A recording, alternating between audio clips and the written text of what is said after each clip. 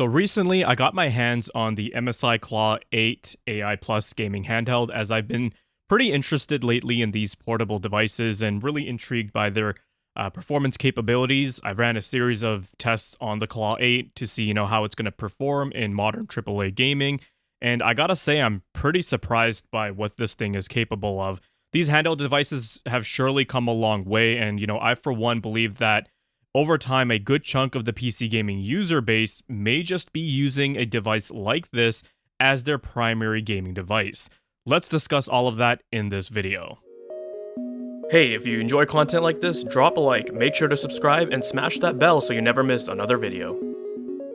Hey, what is going on, guys? Danny here. Welcome back to the channel, and I hope you've all been doing well. I was supposed to be working on a head-to-head comparison of the RTX 5080 Expert I recently reviewed on the channel against another graphics card, but I got completely sidetracked as I picked up the MSI Claw 8 last week, and there was a couple of reasons why I was prompted on doing so. So over the last couple of years or so since the launch of, the Steam Deck, I thought the concept of like a gaming handheld device that could play AAA games from your Steam library and, other platforms was a brilliant concept. And I know a number of people who nowadays are primarily doing their gaming on a handheld device like this. So their performance capabilities really intrigued me because when you think about playing a AAA game, you're probably imagining someone playing on a traditional desktop with a monitor or a game console like a PS5 hooked up to a television. However, with the MSI Claw A8 or 8 AI Plus, great name by the way, I was pretty impressed by how I could boot up Steam on the device, install any game from my library, and get it to run. Now, getting a game to run is just, half the story, but also having it be playable with decent graphics and settings is a totally different ballgame. But, with the Claw 8's capabilities, the updates that Intel have made to Lunar Lake, and the updates that they have made to the Arc drivers, as well as, firmware updates and all of that, it's really brought this device to life. This device has been out for quite a while. It came out at the beginning of this year in January, and if you go back and, take a look at initial reviews, they weren't all that positive, and a lot of those reviewers were skeptical because the Claw 7, which was the first handheld MSI released, was reviewed quite poorly. I was also waiting for the announcement of the Lenovo Legion Go 2, but when I saw those prices, it basically solidified my decision, and I ended up settling for this device. Although I was also interested in the A8 version of the Claw, which uses the newer Ryzen Z2 Extreme chip, which is based on Zen 5. And while it seems to be available now in the Asian and European markets, there has been absolutely no word on availability in Canada, or let alone North America for that matter. But now that I've got a PC gaming handheld device in my possession, I've been doing a bunch of testing on it to see for myself if it, is going to really satisfy my curiosity if a device like this is viable for doing AAA gaming on the go. This isn't going to be some, thorough, in-depth review, but more so to give you guys my thoughts in terms of, first impressions, setting up the device, what it's been kind of like gaming on it, with some benchmark data that I'll be showing you guys. So there's not going to be any sort of fancy B-roll or anything like that you might be accustomed to from my other reviews. I figure some folks probably prefer this grounded, old-fashioned talking head style of a review. I'll start off with talking about the device itself and its design. So to start off with, I really like the sandblasted color scheme that they have ongoing over here. It really gives the device a very elegant look rather than, a tacky sort of gamer look that you might be accustomed to seeing on other devices. And, the device feels very, very good and solid in the hands. And while the entire shell is made out of plastic, it feels pretty durable, and it feels quite robust. It doesn't feel cheap at all. The face buttons, they're using your typical like membrane tech, but they don't really feel bad. It's kind of similar to what you feel or experience on like an Xbox Series controller. The D-pad is actually quite nice. It's like the full directional D-pad, which is great if you're into like fighting games. The joysticks, the triggers, these are actually Hall effect. So it's great if, you're worried about longevity and durability, or stick drift becoming a thing down the road, especially because, the controls are attached to the device itself. So it's not like you can just replace them like you could a Joy-Con. But, if there is one thing I did prefer, I would have preferred to see more tension on these sticks. They're a little bit looser, right? And I think that's just the norm with Hall effect sticks. So, I would have preferred a little bit more tension. Also, the device does come with 2 back buttons, so they can be used for macros or shortcuts, which is pretty useful, especially in like first-person shooters. But moving on to the screen itself, and this was one of the main reasons why I chose this device over the ROG Ally, and that's because, having 8 inches in this regard actually matters, and it makes a pretty big difference. The extra screen real estate really goes a long way, and now that I've experienced it, I'm a pretty big fan of that 16:10 aspect ratio, which works pretty well for these handhelds, especially because it's still using a full-on Windows operating system. But the IPS screen, it's fantastic. It gives good colors, good contrast, and it supports up to 120 Hz, and it also supports VRR, even at lower FPS. So it feels pretty smooth, it can get fairly bright, and under those typical indoor conditions, I've usually had this device at 60% brightness, and that's been more than adequate for my needs.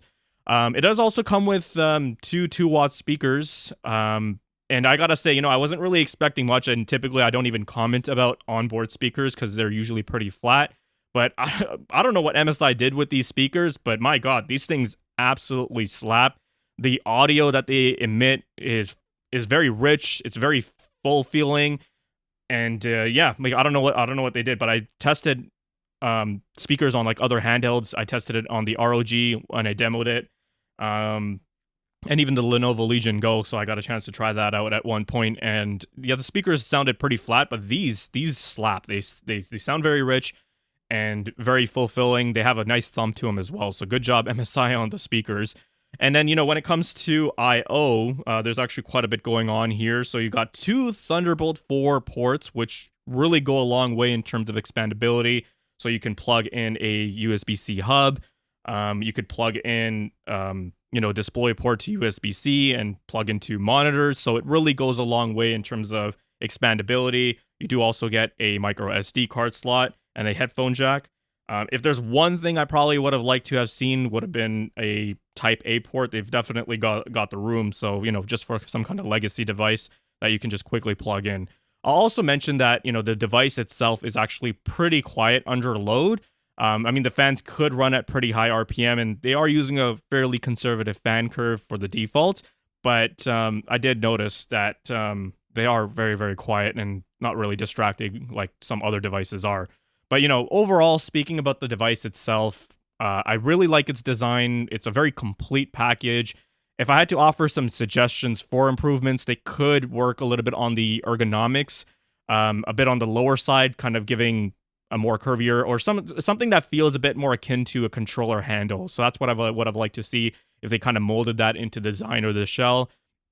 I think if they included like a little mini trackpad or mouse pad in the corner, like the Steam Deck and the Lenovo Legion Go, that would have also went a long way, especially because, you're navigating on a full Windows x86 environment. But it is a touchscreen, so there is an alternative there, but it can be a little bit jarring. But, let's talk about the software and the setup, because if you saw my most recent video, I made that the same day I actually got the Claw 8, because the initial process and the setup of the device is kind of a nightmare. Like, it comes preloaded with your standard Windows 11 Home retail copy. So when you're setting up the device, you go through your typical Microsoft Windows 11 bloat when it's asking you to set up OneDrive, set up Copilot, Microsoft Office. It's asking you for a whole bunch of permissions for ads and all of that. Just a whole bunch of nonsense that does not belong on a gaming-focused device. And it's why you have so many people in this space who are gravitating towards devices like the SteamOS, or using a custom version like Bazzite, because, we're just sick and tired of seeing all that bloat and nonsense. So the initial setup process does actually take a few hours, which, I think is just horrible, because it has a mountain of updates that Windows needs to do. And I think they've got to really, really streamline that process. I really hope that in the near future, when Microsoft makes the handheld Xbox Windows, whenever they come out with that, with the Xbox Ally that they're collaborating with ASUS, that they make that operating system available to be downloaded from their website directly or something like that someone can put on a device that's similar, right? But once you're set up, operating the device is basically the same as using a Windows computer. You can download and install any program you can on a regular PC, use the device however you wish. The advantage of using a Windows-based handheld also is that you can access multiple platforms you have your games. So, that would be Steam, GOG, Epic Games, the Xbox app. If you're a Game Pass user, you can also download and run any emulator that you can on a traditional desktop. So that's one major advantage of using Windows on a handheld. And that's not to say that you can't do that on other platforms or operating systems like SteamOS or some other Linux distribution, but it's more trickier to get them working. The other thing too is I saw people testing Battlefield 6 on this device, and you can't actually run Battlefield 6 on SteamOS because it doesn't work with the anti-cheat. So that's another advantage of using Windows on a handheld. You're just going to get full-on compatibility with everything. So one of the other things that I did actually note in my last video was because of all of the bloat and stuff that comes installed on the device, there were like 250 background processes even when I was just idling on the desktop. So I would recommend, taking some time to clean up those apps that you don't need, uninstall unwanted stuff. But, with that said, surprisingly, before I applied any performance tweaks or did any sort of debloating, the device actually ran pretty smooth in the Windows environment. The Lunar Lake 258V chip is actually quite the powerhouse of a chip. Speaking of software, let's talk about MSI's M Centre. This is MSI's version of the device's dashboard. And if you get this device, you're going to be interacting with it a lot. I gotta say, MSI, you have a lot of work to do here. Don't get me wrong, it's quite a useful feature and a useful dashboard when it's actually working. It's got good options built in that give you thorough control over the device. You can launch your games from here, from this dashboard. You can customize, settings on the fly, adjust the TDP, enable the performance overlay, adjust fan curves, adjust the RGB, and keep the device and its firmware, all the drivers updated from here. However, I find that the software, for some reason, is just very buggy. It'll randomly crash often, the overlay just won't work or open for the first time when I press the overlay button on the device itself. It'll just run sluggishly in general. Like, it's not a very smooth experience, and it's not responsive like it is, like you would expect on something like a SteamOS device, like the Steam Deck, right? And the software itself, I noticed, takes up a lot of background resources. It can use up anywhere from like 6 to 8 or sometimes even 10 gigabytes. So MSI has quite a bit of cleaning up here to do to get it running smoothly and, be more responsive and also just not be such a big resource hog. And I attribute some of that sluggishness because they're trying to run that on what should be a streamlined software on top of a regular bloated Windows 11 Home OS. So maybe they should have shipped this device with some sort of stripped down version of Windows. And since we're on that subject, I will be upgrading this device's SSD to a full-sized 2280 SSD because right now it just comes with a DRAM-less 2230 SSD. So I did actually find an adapter I ordered online, and I'm going to be putting in a faster SSD in here, also upgrade the capacity while I'm at it. And I'm going to see how it's going to perform with a custom debloated version of either Windows 11, or maybe I might even try Windows 10. We'll actually see how that goes. And I'm going to see if that improves the overall software usability, the performance, and also the battery life, which are very, very crucial for a handheld device like this, which is just so limited to begin with. But, let's move on to performance and testing while we're talking about that. So initially, for this early impressions video, I basically ran all of the benchmarks completely out of the box because I was personally curious to see, how it would truly perform without any sort of extra user intervention or tweaks. And you guys know me, like I'm always someone who's advocating for people to try and tweak and do some overclocking on their systems to get the most out of their device. But with a limited device like this, it's a pretty different story because I know for a fact that a overwhelmingly large number of consumers getting a device like this are probably not going to be, really into tinkering with it to get to that extent that a PC hardware enthusiast would. And like I said, the second thing is we're already dealing with a device that's so resource and power limited. It's not like you can go into the BIOS and, overclock the P cores and overclock the memory or overclock the graphics GPU core clock and all of that. But, like I said, I'm going to be making some follow-up content down the road with a better SSD and the operating system at least tweaked. So the first game we have is Cyberpunk 2077, and I tested the games in 3 power modes, 17 watt, 25 watt, and 30 watts, to give you guys a better overview of how power scaling works. Also, we utilized upscaling and frame generation too, because on a device like this, you're going to need that in order to attain playable frame rates, at least at the native 1920-1200 I tested it at. Here I've got the Steam Deck preset and XeSS on balanced, and the performance across the board isn't horrible. The average FPS is pretty decent, but it's the 1% lows which really start to suffer at the lower TDP. And I know when you guys are looking at this footage blown up on a big screen, you'll see the upscaling and frame generation imperfections, but when I'm playing this on a actual 8-inch display from the Claw, it doesn't look nearly as bad. It's a lot more tolerable and acceptable. The other thing I'll comment about is that even though we have frame generation on, latency and input lag was barely noticeable. Intel has done a great job with their low latency mode. It feels just as good as Nvidia's Reflex. If not, it's even better at these lower base frame rates. At least that's been my experience using the Claw and playing these AAA games with these lower base frame rates. The next game we have is Lies of P, and this is one of my favorite Souls-likes, and I need to do another replay of it now that there's a DLC. And I also wanted to mention how optimized this game is. You guys can see here that across the board, performance is very decent, and with the Claw in 30 watt mode, we're averaging nearly 100 FPS and the lows in the mid 80s. Now we can boost this FPS further by enabling frame generation, but for a game like this with very tight parry windows, you just don't want to be dealing with the extra bit of latency. Let's move on, and we have Clair Obscur Expedition 33, which I think turn-based RPG games like this are perfect for handheld gaming. And I tested this in the beginning section of the game in Lumiere, where you have tons of NPCs on screen. Performance at 17 watts was kind of unplayable for me. The average FPS isn't really the issue, it's the 1% lows which are bothersome.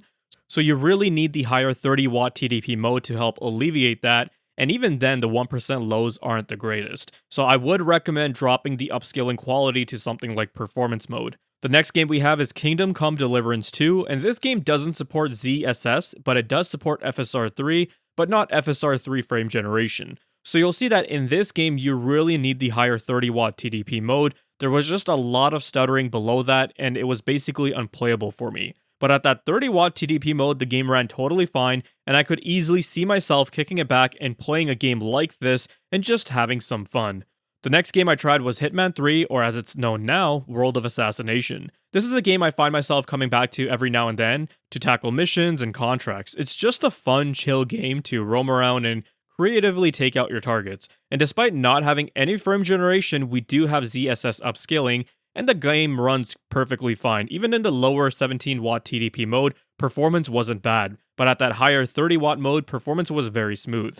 Ratchet and Clank Rift Apart is next, and we were able to utilize XeSS upscaling and could use it in conjunction with FSR frame generation, and I really like it when games give you that unrestricted access and don't make it so that you have to use FSR upscaling in order to use frame generation from FSR. But with these settings, performance across the board was pretty decent. Even at that 17 watt mode, 60 FPS average and 41 on the lows is playable. But at that 30 watt mode, the device is allowed to really stretch its legs and performance is quite smooth.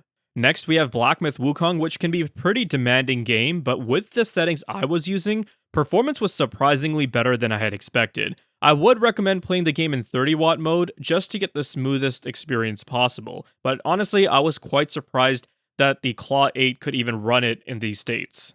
So when we take a look at our 7-game average, it shows us that the MSI Claw 8 AI Plus is quite the capable handheld console. Look, we're not pretending that this is going to replace your traditional PC tower with, say, a 5080 or 5070 in it. You're leaning towards low or medium presets, XeSS or FSR or lossless scaling, some sort of upscaling is needed, and sometimes frame generation is also needed to stay smooth.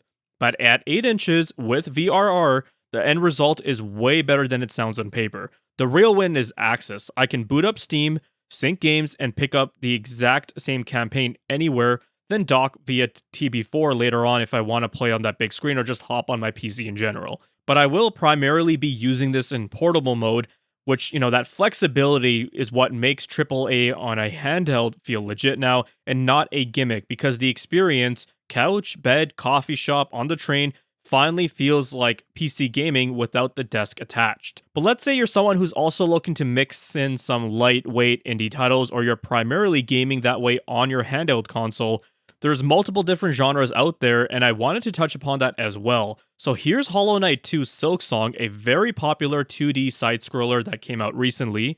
And for a game like this, you really don't need to be pushing the hardware to max power. I'm just running it at 10 watts. Yes, just 10 watts. And we're able to average 120 FPS with the lows in around 90 FPS. Totally buttery smooth, allows us to really take advantage of that 120Hz screen on the device.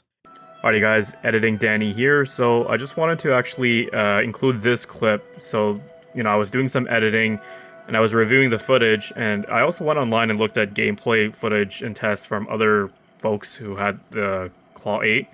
And, I saw that they were getting much higher FPS. So then I realized, when I had actually recorded that gameplay connected to the capture card, because I had a hub connected to it, I think the CPU just couldn't really stretch its legs. But as you guys can see, performance is much higher over here. I'm getting around 212 FPS, and we're still gaming at the 10-11 watts, or 10 watts for PL1 and 11 watts for PL2. And yeah, I'm getting 220 FPS. And I think that the reason for that is because I had a hub connected to it on a bunch of devices, so it was just kind of distributing all the power throughout, and it just wasn't allowing the CPU and GPU to really stretch its legs. So yeah, I was looking at the footage, and I think the GPU was running at a much lower clock speed. It's running at 800. So yeah, even better, getting around 200 FPS in Silksong at 10 watts. Another 2D side-scroller that I tested was Rampage Knights. This is a pretty fun beat-em-up, kind of like Castle Crashers. And as you guys can see, excellent performance. It's super smooth, even with the device running at 10 watts. And we can probably go even lower, and performance would still totally be fine. So if you're doing a combination of gaming where you're playing these lightweight indie games or playing older games, then you're going to have a fantastic time. The Claw should be able to handle them with no issues. But I've heard and read experiences of people reporting that the odd game is not working due to incompatibility with the Intel Arc drivers. So hopefully, in the future, Intel is going to work out those kinks. Okay, so now that we've gone over performance, I did want to touch upon battery life. So I did 2 tests here, and the first test I did was with Cyberpunk 2077, with those same benchmark settings you guys saw earlier, with the device in 30-watt mode and the screen's brightness at 65%. With those conditions, Cyberpunk 2077 gives you about 106 minutes of playtime, or 1 hour and 46 minutes, which is pretty darn good with it being pushed to the max and, everything considered. And if you want to continue playing, you could carry a power bank, or you could just find an electrical outlet and plug it in and charge while you're playing. Then while playing Silksong in 10-watt mode, you can expect the battery to last around 4 to 5 hours. And remember, you can tweak it further by lowering the screen brightness depending on your environment. You can drop it down to 7 watts and still maintain decent performance. So with all of that taken into consideration, where does that leave us? For me, the Claw 8 AI Plus finally makes AAA on a handheld feel legit and not some sort of tech demo. On this 8-inch VRR 120Hz panel, low-medium presets, even with upscaling and frame generation turned on, actually feels much better than it sounds. And, the flexibility is the big key here. 1 hour, 46 minutes of Cyberpunk at 30 watts when I want to play a full-on AAA game, or 4 hours at 10 watts for indies like Silksong. And, later on, you can actually dock the device over to a full-on TV or a desktop monitor over Thunderbolt 4 and just use the device as if it's an actual desktop. Now, you got to temper your expectations. Is it going to be replacing a full-on tower that has a 5080 and a 14900K or a 9800X3D? Obviously not.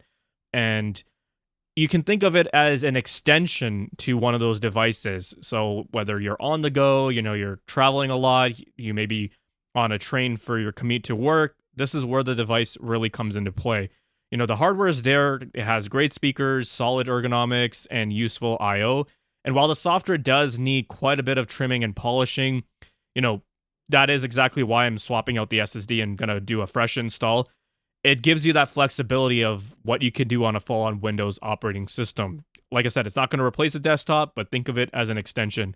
And for me, it already earns a spot in my bag because of all of the practical scenarios that it has. And I think that this device or other devices like it are totally worth a look now. So if you're interested in purchasing the MSI Claw 8 AI Plus, I'll have an affiliate link down below in the video description. Feel free to use it at no extra cost, and it'll help support the channel. But that's going to be doing it for this one, you guys. We'll touch base in the next video. If you guys found this video to be informative and entertaining, then leave a like. Let me know your thoughts and comments down below. Be sure to check out the video description for cool links and ways to support the channel, such as using my Amazon affiliate link. And if you're interested in seeing more content like this, then consider subscribing. I'd greatly appreciate it. Thank you guys so much for watching, take care, and I'll see you in the next one.